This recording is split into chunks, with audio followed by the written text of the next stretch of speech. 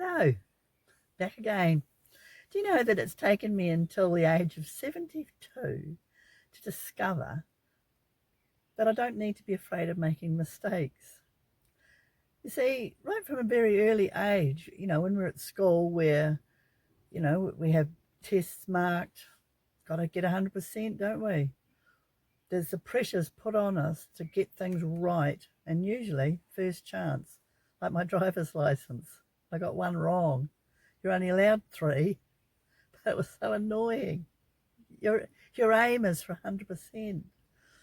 So all through life, I've kind of avoided doing some things because I fear making a mistake and getting it wrong and looking silly, perhaps. I don't know where it comes from.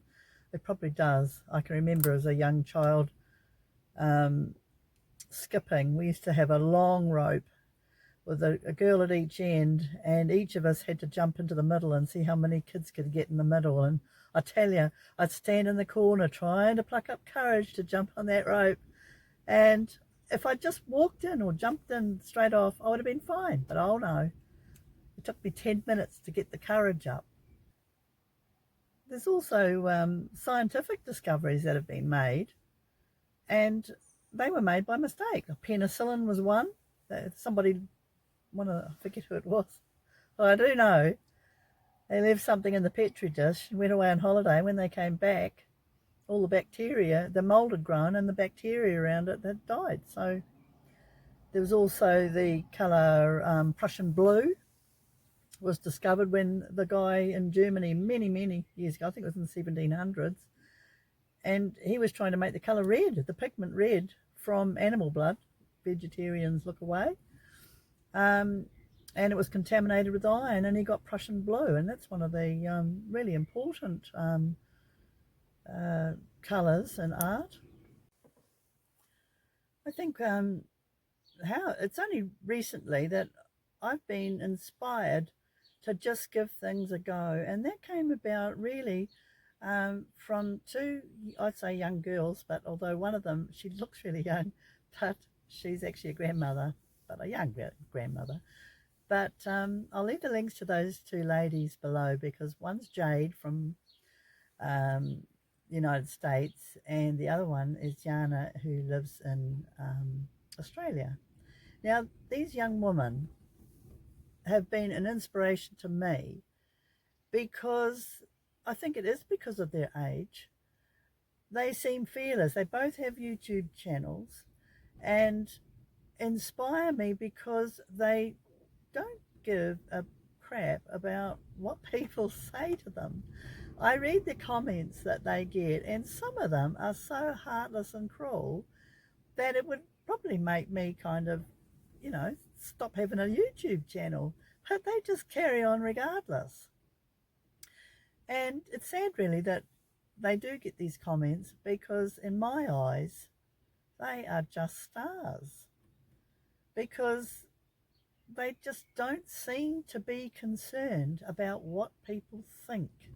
And I think too many times in my life, I've been so concerned about what people will say and how they'll react to my actions that it's hindered me and caused me to take the safe route.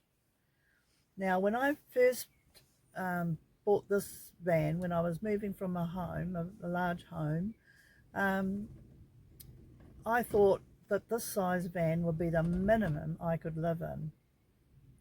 Now, it's not really a mistake, I suppose. It was a learning curve. But I've found now that this van is really too big for me. It's too big for me to feel comfortable to drive in, and long distances at least. So I'm now entertaining the thought of buying a station wagon type of vehicle to live in. And I know that after 18 months of living in this van, I've really downsized things a lot. My way of living, my way of cooking, my way of carrying out day-to-day jobs, I know I can do it in a much smaller, even a van or a station wagon type of vehicle. And the other project I have in line is building a gypsy caravan, or Basically, that's the style, but it's basically a tiny home on wheels. Now, when I originally got enthusiastic about doing the gypsy caravan, I realised that because of my budget, I would have to build it myself. Now, there will be limitations strength wise, but I've been watching lots and lots of YouTube videos about building tiny homes, and that's given me the confidence.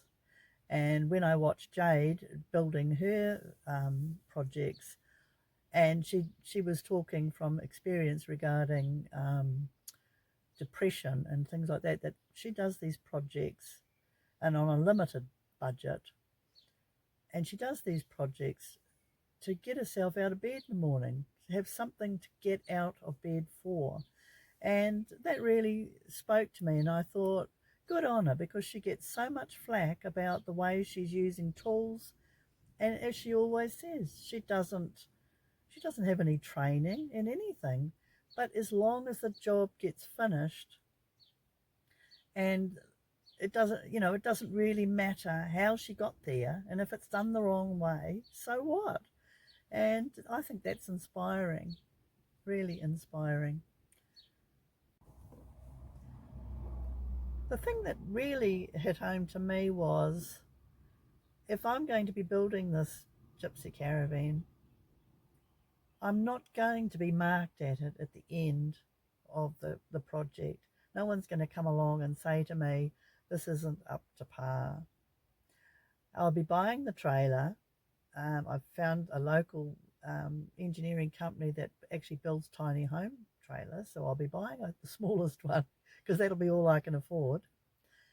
And just follow the instructions that I find on all the carpenters, and there's many, many YouTube um, videos on how to build a tiny house and gypsy caravans for that matter.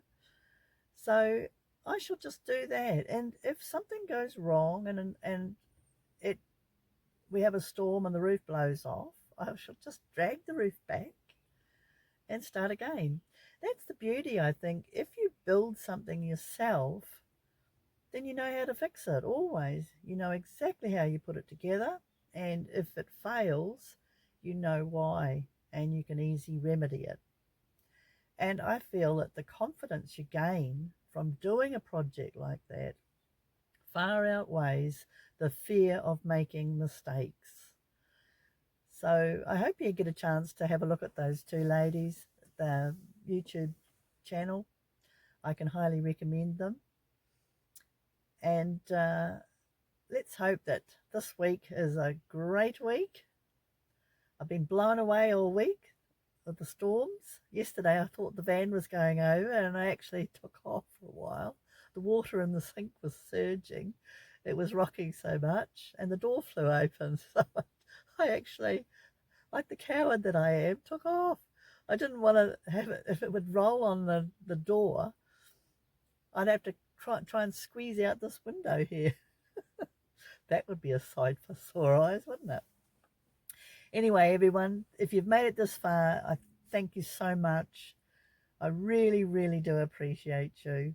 And until next time, have a great week and see you soon. Bye bye.